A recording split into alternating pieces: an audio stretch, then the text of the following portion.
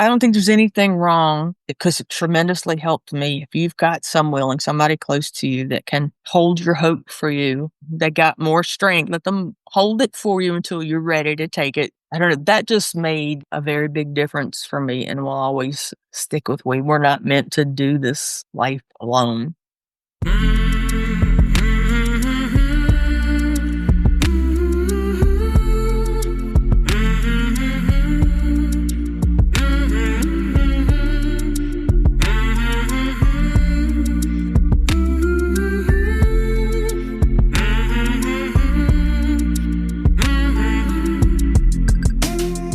Hey there, my name is Sean, and this is Suicide Noted. On this podcast, I talk with suicide attempt survivors so that we can hear their stories. Every year around the world, many millions of people try to take their own lives, and we almost never talk about it. We certainly don't talk about it enough, and when we do talk about it and listen about it and hear about it, most of us suck at it. So one of my goals with this podcast is to have more conversations and hopefully keep having better conversations with attempt survivors and ideators, in large part to help more people in more places feel a little less shitty and a little less alone. Now, if you are a suicide attempt survivor and you'd like to talk, shoot me an email, hello@suicidenoted.com. I'd love to talk with you. Check the show notes to learn more about this podcast, including our membership, our new live stream, as well as our upcoming listeners meeting Sunday, July 13th at noon. Check out the poll on Spotify. It's about people pleasing. And of course, rate and review this podcast, especially on Apple. By the way, almost no one does that. I have no idea why. So it would be really cool if you could do that because it helps people find it. And I want more people to find it because if they need to hear this, I want them to hear this. Finally, we are talking about suicide here on the Suicide Noted podcast. My guests and I do not hold back. So please take that into account before you listen or as you listen. But I do hope you listen, because there is so much to learn. Today I am talking with Dale. Again, this is an update episode. Dale lives in North Carolina, and she is a suicide attempt survivor. Dale. Hey. Hey, Sean. Nice to see you. Hope you're well. I'm good. I'm doing all right. How you doing? I'm all right. Have you recovered from your crud? No, I hear it a little bit in your voice. Yeah, it's been tricky, and I'm in Mexico right now, so I've been staying with a friend. So that's why my background's different. My Wi-Fi is a little different. So hopefully this will be just fine. First, thanks again for connecting with me. I appreciate it. All right, you're in North Carolina, still named Dale. Yeah. I'm Sean. So 2.5 years go by. We're reconnecting here. How you been? Kind of the usual roller coaster. Sometimes it's fun, right? And then sometimes it feels like somebody forgot to put the seatbelt on. I'm holding on. I've never figured out the best way to do this with these update episodes, but can you share with me and thereby whoever's listening sort of what was going on in your life when we first talked? I know you don't have an exact, like the memory isn't perfect, but we basically connected about 2+ years ago. We were talking about some stuff. What led you to that conversation? I had found your podcast and listened to a couple of episodes and figured out you'd said you lived here in North Carolina. I was very much into volunteering for the National Alliance on Mental Illness and speaking to patients in the hospital and that kind of thing. And then I asked you about that, thinking you might have some resources that I could access. And you offered for me to do an episode if I wanted to. And I was nervous about doing it, but I have a dear friend whose opinion I value very much, and she gave me the little bit of push that I needed to overcome just my fear. I wanted to do it. Yeah. She prodded me a little bit. When we talked then, because I want to ask sort of what's been like since, but just so again, this sort of like we have some context. How many suicides did you had up until that point, if you recall? There were 2 back-to-back in 2000, and the last one was June 3rd of 2016. You had some stays, at least one, if I recall, but correct me if I'm wrong, in a hospital. Oh, yes. The first 2. Since we talked, any more attempts? No. And since we talked, and again, I don't know where we were exactly when we talked. If I recall, this is a lifelong struggle, probably. Yeah, it is. For some people, they sort of get out of it, whatever that means, right? They're sort of, okay, maybe it's a medication, right. Maybe they move somewhere, maybe they meet the right person, and this. I remember talking to you, sort of feeling similar in some ways to me, like, now this is going to be probably forever until we're dead, and we're going to just make the best of it. I realize that, and I'm okay with that now. Yeah. That's a tough one, though. It is, but, fighting it Mhm. takes a lot of energy and time. Mhm. Some point, I mean, you need to accept it. It just takes a while for it to sink all the way in. Yeah, man. 2.5 years. Where does it go? So cliche. I know it's so cliche, but It it's like is. You would think we would get used to it after a while, but it just seems to go faster and faster. one of the things I do recall, which is actually the original reason you reached out, was more about resources. And I remember I was like, well, I just happen to be in North Carolina. I'm not Mr. Resources at all. I'm not resource heavy. I just have this conversation. But we connected, and then I think you were trying to get more involved. You had been doing some things. And I'm wondering what happened, if at anything, in that space of trying to get more involved in this sort of larger mental health space. Yeah. At the time, I was helping to facilitate a couple of support groups. I was teaching a class. I was speaking to groups and going into the psychiatric units at the two largest hospitals around here to speak to the patients. So I was doing a lot at the time. Yeah. How was that experience for you? I mean, it's a very general question, but talking to people. About my experience. I assume that's part of what you talked about. Yeah. Well, yeah, I want to be as honest as I can, as authentic as I can. And that's part of it. Mm. It's part of it for me. That's my story. It's the reality. I have found that even in some facilities, they don't really want you to mention it a whole lot. And I was told because they're trying to provide hope. I don't speak to the patients there anymore. I just couldn't justify cutting so much of my truth. And I have no doubt there are folks in there going through the exact same thing. You bring up something so interesting that I have yet to find the words to accurately describe or explain for me, and how this is going to sound really mean, Dale. I just think they're wrong in terms of like how you provide hope. I think there may be a small percentage of people who need to never utter those words. They don't want to hear those words, even though they've been through that hell. Don't say anything. Sure. I think most people are grown-ups. I assume if you're talking to grown-ups, and frankly, even some younger people, they're just fine with the word, just fine with it. Need it. There's very little value in simply making pretend a word doesn't exist, or saying you can't say the word. Now, there is some value, sorry, and then I'll shut up, like in, hey, you don't need to go in there and talk about blowing your head off and having guts. We're not talking about doing that necessarily. We're just talking about acknowledging the idea that of a truth, yours and perhaps what they've gone through. Does that make sense? It does. And a couple of things. There are very big differences between if you have suicidal thoughts versus planning versus it's not just one thing. It's more complicated than that. Yeah. And that's why we need to talk about it more. But it's interesting you brought up the word hope because it is a loaded word for me Mm-hmm. as Mm-hmm. well. You don't Mm-hmm. want to take anybody's hope away Mm-hmm. ever. But like you said about words, I still struggle to find adequate words to explain the true depth of that emotional pain that goes along with depression and PTSD. I want to have, in those moments, I want to have hope. I'm doing what I can to find hope. But when you're that deep in the hole, it's hard to have perspective. It's hard to reach out. And I had a longtime therapist one time tell me she was going to hold my hope for me. And when I was ready to take it back, I could. Because when people are telling you, you have to have hope, you feel guilty because you don't. Mm-hmm. Look Mm-hmm. for it and you can't find it.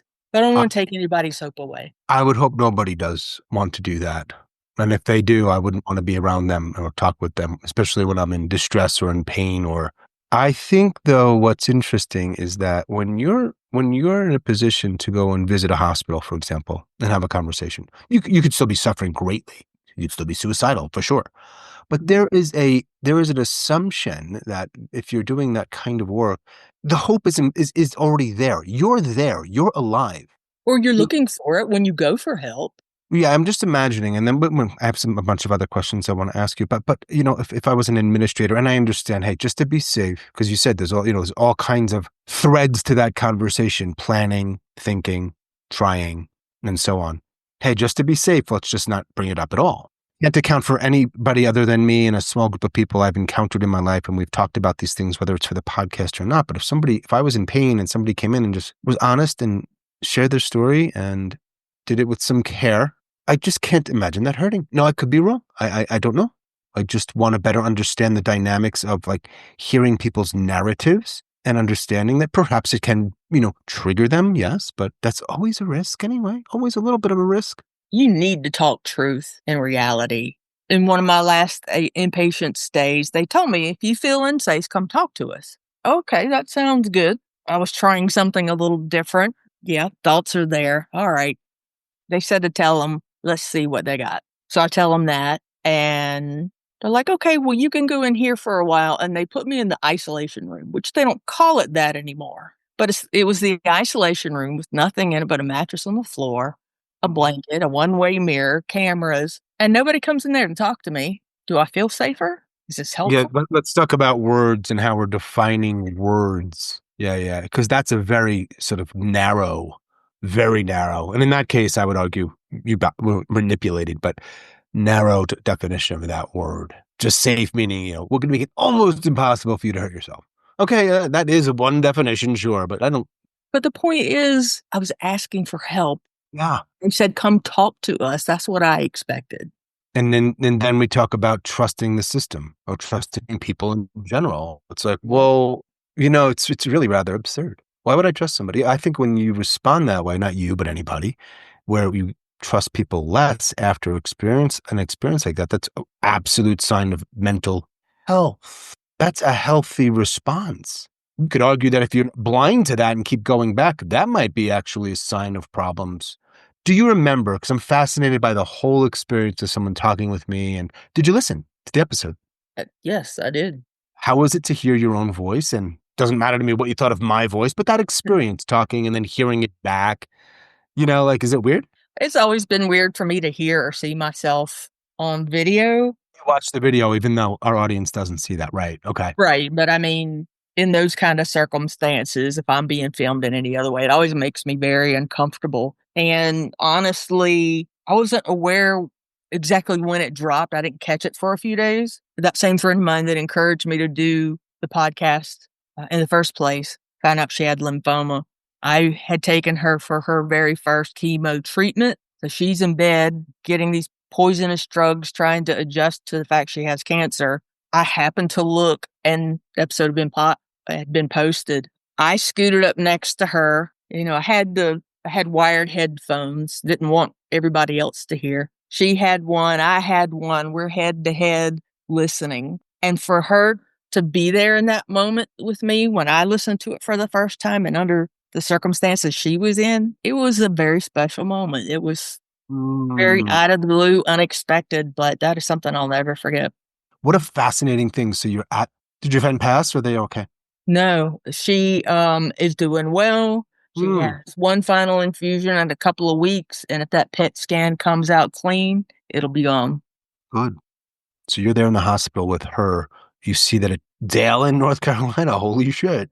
It was it was a heavy moment under the circumstances, but it just made it much more bearable, meaningful to the both of us because she knows a lot of my story. Her pushing me into it, not making me do it, but pushing me to do it because she knew I wanted to. It couldn't have been more special how it came out. That's great to hear. And she's also part of you or your decision to reconnect and do an update. Mm-hmm. She knows, and she talked me into this one too. And some of that is because of what we talked about, hope, and the subject of chronic suicidality, which we can talk about in a little bit. I just wanted to be as authentic as I can be. I don't want to pretend that everything has been cured in the last 2.5 years. No, yeah, right. But she was like, listen, you want to be authentic and you want to get it out there, so go for it. And it was just that little push I needed again. I want to choose my words carefully because I don't want to offend anybody else out there. This is my experience only. Everybody has their own. Of course, afterwards, I thought about other things. Gosh, I wish I should have said that or said this differently because 100%. I have that critical voice. I was pleased with it. I wasn't sure when I got off how I felt about it. I was nervous. That's Magic of editing. You did a nice job, Song. well, that's the thing with editing is I'm always worried. Now, worried might be a little strong, but like, I want to make sure that I represent this well. And once you start cutting stuff, you got to be careful. So other than your friend, did anyone else hear this episode, you talking about this stuff, which I think at that time you had started to talk about, but it wasn't pouring out of your mouth regularly with a bunch of people, right? Right. Doing the volunteer work, mental health stuff, and that kind of thing. Pretty open about it. Like I Nice. said, I try to measure my words depending on what company I'm in. Some people aren't comfortable with it. I don't want to trigger anybody. There is a part of me that will jump into, like right now, as a physical therapist for 20 years, the clinical person kind of takes over, the competent person takes over. Wanted to bring both to the table, but that's where I was at last time because I didn't want to get upset and dissolve into tears, that kind of thing. And it's something that I've done my entire life to cover the PTSD symptoms and depression, just putting up that front that everything's okay. Let's get to some of these things that you wanted to bring up. In part, that's why you listen again. Did I ask about the pink and purple pill question when we talked? No, and I read that in the list of questions you might refer to. So, yeah, it might have to explain to me exactly what it is. I will. And the other question, I'll ask that in a moment. Did we do memoir titles? Because that's very important. I have mine. Oh, well, let's just roll right now with the memoir. Then we'll get to pink and purple, and then we got some other stuff to talk about. I have a couple of backup titles, but the one that I really want to use pays homage to my therapist of 20-something years.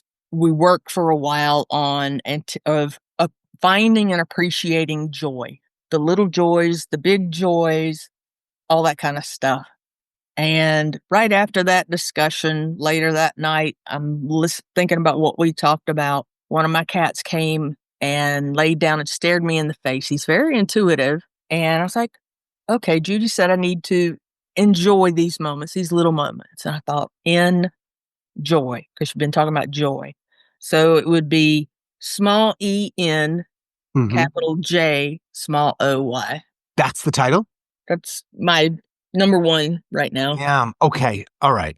Interesting. I like that you're playing with like smalls and capital and small letters. And then you had a couple other options? Oh, they're listed somewhere. All right. We'll get to them when you find them. Looks like you got notes everywhere. I got a few notes for today in case we get to it, but I do write a lot of this stuff down because I would love to think about a memoir or something, but I'm not much of a writer. Who knows if that'll materialize? Ditto. The pink and purple pill, and I want to ask you about it. It's a made-up pill, not real. I give it to you, and should you take the pill, you go to sleep, you fall asleep, you don't wake up. No pain, nobody knows to suicide. Usually there's basically 3 options that I can think of. You take it, you save it, or you throw it out, right? If you know a fourth, please share it. I can't think of it because I'm not letting you sell it, and I'm not letting you give it to anybody else. So those things are out.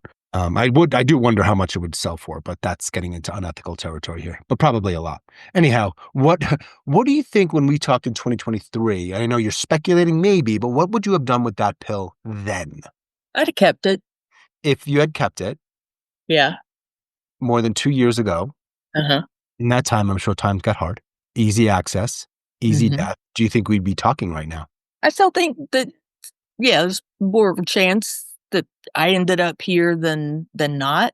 I've gotten into some different things recently with my therapy that's helping a lot, but it's hard, and I knew it would be stuff that we've got to go through. When you feel like you don't have much control in your life, sometimes it feels good to have something in your back pocket. Totally, yeah. That doesn't quite sit right with me, but if I get to the point that I don't feel like I have any options, that's worse. We go back to the hope thing in a weird, interesting way. In a counterintuitive way, I would imagine, for many people. What do you mean? This has come up recently with a few people. It's just having the option gives them some sense of, I don't know the word either.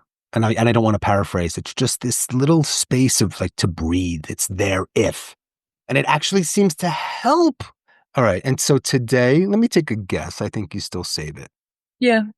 There's just something about if you take that option away, I don't know, when the pain's that bad, I'm not impulsive. I'm going to do everything in the world that I can. That's why I'm doing some different therapy now. It hasn't been as bad for the most part the last couple of years. I had one weekend that was kind of hard, and friends came and supported me, and we got through it, but I probably would save it.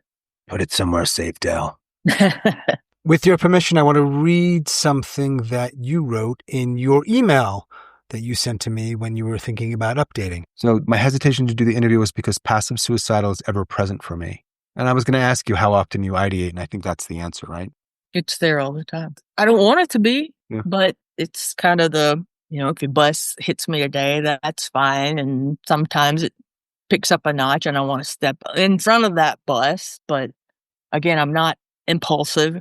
And I would definitely make sure, again, that I had done everything that I felt like I could do to try. It's not giving up. It pisses me off when people talk about giving up. The image that I have in my head is two fighters in a boxing ring. I'm one, depression is one.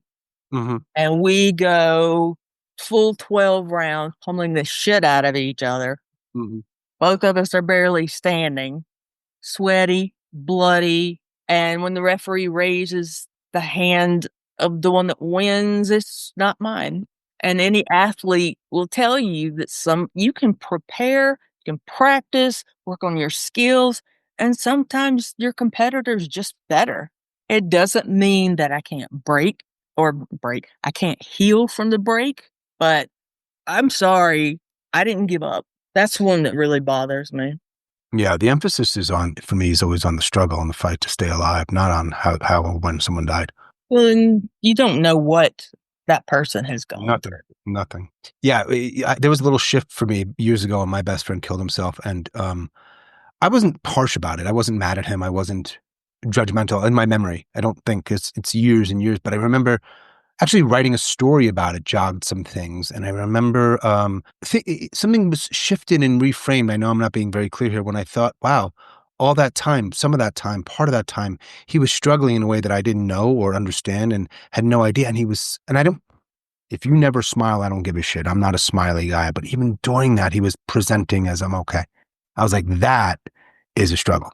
And for some of us, we've had to do that for a very long time through childhood, and it's all we know. Yeah. And I don't consciously enter a conversation or whatever trying to be something that I'm not or to present so much better than I am, although I try to present the best way I can. Mm-hmm. But it's always there. It's always a fight. It's not even conscious a lot of the times. I'm learning more and more about how the trauma, especially in childhood, that's chronic, really does a number on a kid and their behavior and thoughts and ability to function in adult. Mm-hmm. I think I'm guilty sometimes of thinking like, oh, I kind of know what you've gone through. Not you. I mean, in general, like when I hear anything about someone going through something as a child, there's an immediate, I have no idea. Cause I'm very blessed that I didn't go through. I had some, my parents were divorced. There was some yelling, and I think I can't imagine. I won't even begin to try to imagine what that does, especially to a kid's brain. Don't even have a clue. And that psychology is extremely complicated, still being learned. I can only speak for myself, but I know there are other people that have been through this. The depression, PTSD, the anxiety, all of that together, I know for a fact came from sexual abuse from the age of 2 to 17. And it was by my father. So I couldn't escape it. If it starts at 2, I can't run, I can't fight. I kind of freeze in a way. It's hard to explain. Fawn is another one where you just do what you have to do. And then 2, 3, 4, whatever, you do what your parents tell you, or you might get smacked. You don't disobey your parents. Being in it every day, 24/7, and you don't know what to expect. So you don't feel safe. You don't feel like you have anybody to go to. You don't even know how to put words to it anyway. Yeah. And then as your brain develops, it looks for ways to deal with it. And for me, that turned into never got into trouble because I was terrified of getting into trouble. Had to do everything right, had to do everything perfectly. I had to have good grades. I had to be an athlete. And I think it was some of what I can control. Mm-hmm. And it gave me a little bit of something to feel good about myself. Mm-hmm. So that was part of my survival strategy. Not knowingly, that's all under the surface. Your psyche's doing this stuff. And a kid doesn't understand it. Yeah, you wrote in your email, and again, if I say something in the email that we don't want me to include, but you said you've been doing a lot of this work, even more recently with your therapist who you like a lot, and you can talk about this stuff, including suicide or ideating. Long-term therapist retired a few years ago. She actually agreed to take me back on after the suicide attempt, and I worked with her for a while, but she was long into retirement. So I found an excellent therapist who really you can see the compassion that comes through, the patience. I'm glad that I found her. It always takes me time to trust. That's part of my issues too. So we're working on trust and safety. A little over a year ago, added ketamine assisted psychotherapy. Mm-hmm. So she went through a whole training to be able to do that. And about once a month, we'll have a ketamine session, which is 3 hours. You do the ketamine. We try to set it up nice. So there's like a ritual, for lack of a better thing, to settle into the space. And the thought behind the ketamine is that it loosens up some of your disinhibitions, kind of opens up doors or thoughts that you hadn't thought about before, and you're able to express them and get some of them out. And you don't want to pull it all out at the same time. You got to do it in chunks, and then having another couple hours to talk about it and process it. Because I'm a little too good about going into a 50-minute session and something upsets me. I just bite my lip and say, I can get out of here in 20 minutes. Yeah, this has been good. I knew it would be really hard going into it because I felt like we were really getting into the core and the deep stuff that needed to be dealt with. And I can tell some positive changes to be able to articulate those. I don't know that I can yet, but it is definitely helping. And I think we'll continue for a while. And I'm basically looking I just want to be comfortable in my own skin and in the world, not worrying so much or worrying about living up to what other people think I should be. It's tiring. It is exhausting. And I don't think people appreciate enough how exhausting emotional issues are. You can measure physical components with test and scan. Can't do that with your psyche. And it takes so much longer. Yeah. Maybe one day we will be able to measure that. I think one day we'll be able to measure brain neurochemicals and that Something. kind of Yeah, something. something.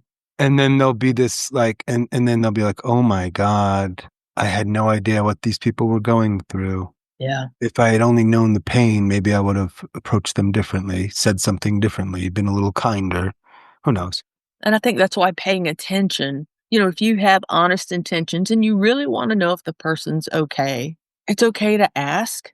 But one thing that a friend of mine and I have talked about, people will ask what can they do to help? And that's coming from a good place. I appreciate that. But in that period, in that hole, in that fog, I can't think.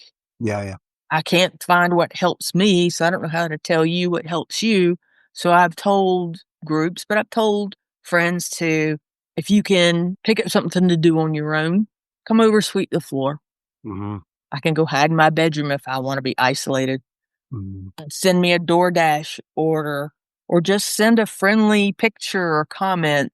Those things are really helpful to stay connected because I can really isolate way too much.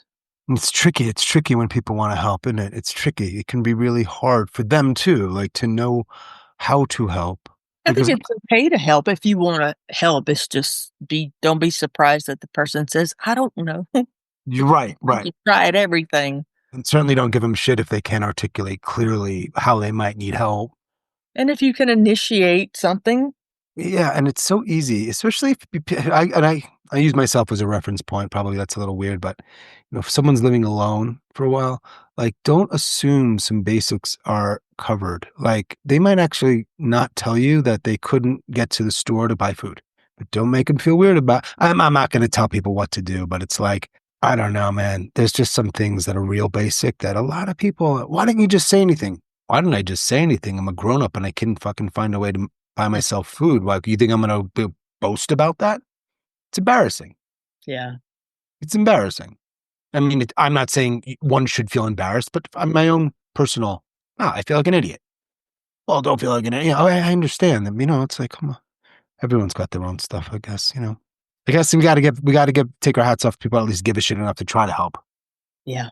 It can be very discouraging sometimes and added stress of the world right now.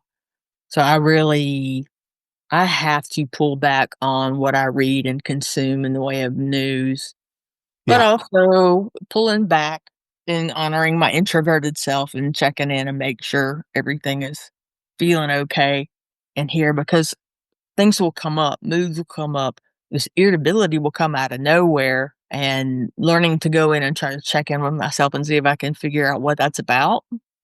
Mhm. Sometimes it's helpful. Sometimes you're not going to figure it out. But the biggest thing is learning to be compassionate, not chase away the bad feelings that I feel. They're legit. What are they trying to tell me? Mm. Never been very good at compassion for myself, Mhm. but I'm really working on it because there's a tremendous bully voice in my head that says, "You got to keep moving. Why are you so lazy?"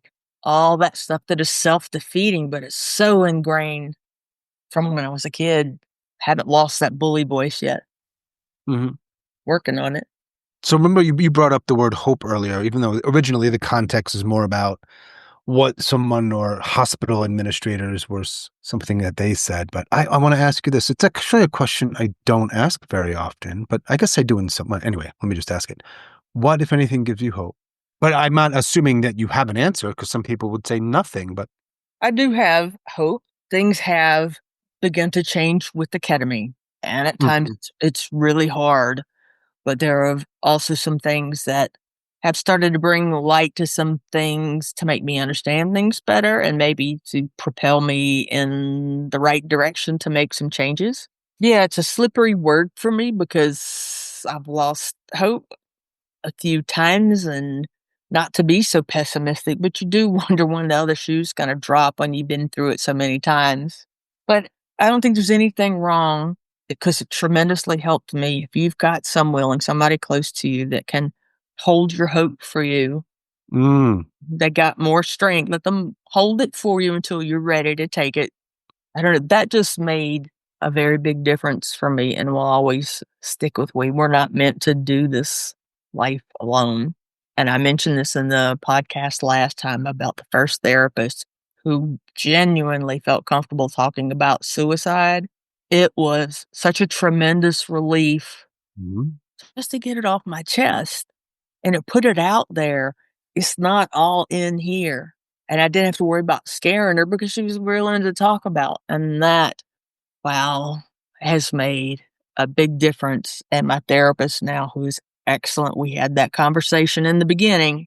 I'm not going back to the hospital. Mhm. Makes things worse for me. And she has worked with me on that. But I'm honest with her about where I am too. That's the agreement we have. Yeah, I'm glad to hear that. Really, yeah, that's good. I not maybe not so easy to find that, so I'm glad you did. Had good and bad therapists. That's Yeah. why I tell folks new to the mental health area, shop around, interview them. That's okay. They're not just interviewing you. It still feels burdensome though, but yeah. Yeah, it It's is. like, come on, man. I'm already struggling. Now I got to do this shit. But yeah, no, of course. That's the right, probably the good approach. I have an unrelated question, but it's not entirely unrelated. But before I ask that, do you, as you think about whatever's in your brain, in your heart, what you emailed, what you wrote down, the notes, the questions, what else comes to mind that you want to share? I talked about asking a person who's suffering, "What can I do for you?" That's one of the big things for me right now, and it came into my brain because another friend of mine said the same thing, and I'm like, "You know, you're right." So if you can have the initiative to do something for that person, whether you talk about the issues or not, you can just drop off a meal. The whole "they seem fine" thing is not an excuse for not looking a little more closely and just paying attention because people like me are gonna act like everything's okay because that's all I ever have known. I had to do that to be safe in the environment I grew up in.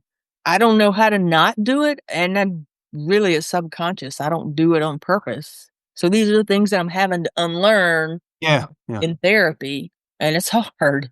And it's interesting because if you've done that since you were a kid, like you're probably so good at it. In other words, I'm not going to see through it, not through it. You know what I mean? I'm not going to, oh, is Dale, if I know you well, and I have permission to sort of say, "Hey, Dale, are you doing the thing?" Maybe, but point is, when you especially when you start young, you're going to be pretty good at that. You have to You have to. survive. And Right. at that age, you're not thinking that. You're not thinking, how do I survive? Your little brain's working behind the scenes to figure out what it can do to help you survive. The fact that it's not conscious later becomes the big problem, doesn't it? Yes. It's just, that's the thing. But at some point, all of that has to be released. Damn near killed me for not. So hence the motivation to really dig into this therapy and get to the deep stuff that needs to be looked at. It's not like you have to say it all to get it out, but to do so in a healthy way with somebody that can guide you is very important, has been for me. This therapist is just so dedicated and compassionate and very patient, and working with me has come to know how much she can push me and how not. I still have my tight circle of friends who know things, who support me. It's constant for me. I think that's one thing that folks don't realize with PTSD, and if it's something like chronic child abuse, it comes up every day. Something happens, a trigger. I see something that reminds me, it creeps up on you, and it can be very upsetting. It's just something that I have to be aware of and try to be prepared for every day. And again, that is exhausting. The unpredictability is exhausting because it was so pervasive. It still is today. And in trying to figure out how to get all that tension and angst and anger to the surface so that I can get it out and it's not eating me up. That's my focus right now. I think to have the quality of life I want to have, I'm not talking about cure. Not going to happen. But learning to deal with what I've got to the best I can and still find the joy in life. Well, thanks for talking with me, Dal. Appreciate it. Sure. I'm glad you're doing these follow-ups. It's kind of interesting. Yeah. It's kind of cool. So I still very much appreciate what you're doing. And I hope that we can find some inroads, some real inroads in how to deal with this. Mm-hmm. Well, talking about it's a start. Yeah. So I'm glad to offer that, and I'm glad to be part of that. And obviously if people didn't open up with me, then I would just be talking about it a lot, which I guess some people do, but it'd be kind of boring. So I need people like you to say, yeah, I'll chat with you. All right. Well, it looks nice there. Deluge last night. So it is nasty, wet, humid as hell. Yeah, but I could see the super green trees behind you. The trees like it. There's a little bit of sun that peeks out every once in a while, and it lasts all about 10 seconds, and it's gone again. So I hope it's a little bit better where you are. A little gray too, but I'll get out and about. But all right, let me skedaddle. Thanks again, Dale, and we'll talk soon. Okay, take care. You too. Bye. Bye. As always, thanks so much for listening and all of your support. Special thanks to Dale in North Carolina. Thanks once again, Dale. If you are a suicide attempt survivor or ideator and you'd like to talk, I'd love to talk with you. Please reach out. hello@suicidenoted.com. You can find us on all the major socials. If you have a moment, rate and or review the Suicide Noted podcast, particularly on Apple, if you can. I appreciate it. Hope to see you at that listeners meeting. And of course, if you can, check out that poll on Spotify. Would love to see what you think. And that is all for episode number 276. Stay strong. Do the best you can. I'll talk to you soon.